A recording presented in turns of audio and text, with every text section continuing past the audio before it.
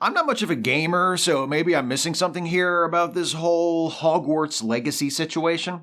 As I understand it, J.K. Rowling, creator of Harry Potter, and as such one of the primary beneficiaries of any profits earned by Harry Potter-related products, has spent the last several years using her sizable platform and influence to campaign against transgender people, to oppose them having equal rights and access to healthcare, to vilify them as threats to the safety of children and cis women, and generally to insult and attack and denigrate them. And as a result of all that, trans folks and their allies have asked people not to buy the new Hogwarts Legacy game because doing so would be to put money in the pocket of J.K. Rowling, avowed enemy of the trans community. So, assuming I've got that much right, I guess my question to those of you who seem torn between wanting to support the trans community and wanting to play this game is, what's the problem? I'm not talking about people who have been open about the fact that they either don't give a shit about trans people or are actively hostile to them and strongly in favor of Rowling and her many, many transphobic statements. I know what the problem is with them. They're bigoted assholes. No confusion there. I'm talking about people who claim to be allies to trans people, who recognize the harm in Rowling's conduct. I've seen this basic exchange take place online a few times since this became a thing. A trans person will say, hey, J.K. Rowling is an active threat to my rights and my well-being, so please don't buy that new Harry Potter game. And in response, a cis person will say, I love the trans community, but come on, what am I supposed to do? Not buy a video game? Yes, that's what you're supposed to do, not buy a video game. And again, assuming you really do love the trans community and want to be an ally and want to avoid causing any unnecessary harm to trans people or further empower those who seek to continue persecuting and marginalizing them, I'm just curious, what's so fucking hard about that?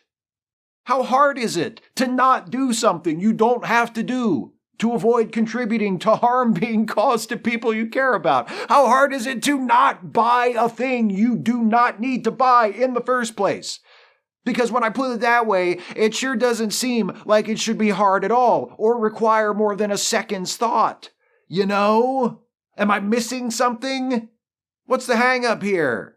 You love trans people, but you also love video games? I mean, again, I'm not a gamer, so maybe I'm not as well informed on the matter as some, but maybe you could just play another fucking game? I looked up Hogwarts Legacy, and apparently it's an action role-playing game where players will be able to create characters and explore a virtual environment. Gosh, it's too bad there aren't any other games like that, apparently. You love trans people, but you also love Harry Potter? I don't know if this helps. But trans people are real people who exist in the real world and who are really suffering as a result of real prejudice and inequality. There's lots of stuff I love too. I love Star Trek. But if Alex Kurtzman started ranting against trans people the way J.K. Rowling has, I think I'd cancel my plans to watch Picard Season 3 and Strange New Worlds Season 2 as long as his name was attached and he stood to benefit from their success. And yeah, skipping Picard Season 3 would probably be no loss, judging by how rotten Season 2 turned out, but missing Strange New Worlds would be a bummer, because I really love that show. But you know what? I'd fucking get over it, because I'm a grown-up, and because there's other shit to watch. Look at it this way. Let's say I have a favorite restaurant. I eat there all the time, I love the food, I've been going there for years, but then I find out that the owner of my favorite restaurant is a raging anti-Semite who denies the Holocaust and thinks Hitler was actually a really great guy. I'm going to stop going to that restaurant. Will I miss going there? Probably. But I'll survive. And here's the thing. If I made the opposite choice and decided to keep going to that restaurant, even though I knew the owner was a Nazi, I wouldn't expect the local Jewish community to look kindly on me. I wouldn't claim to still be their ally. I wouldn't say to them, hey, come on, give me a break. I know the guy who runs the place thinks you all should be eradicated, but what am I supposed to do? Eat somewhere else and expect them to respect me for it? Because that's obviously bullshit.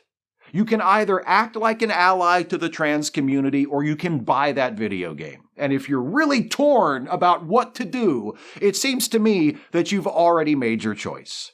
I'm sure J.K. Rowling and her army of TERFs will thank you for your service, but I wouldn't count on sympathy from anyone else.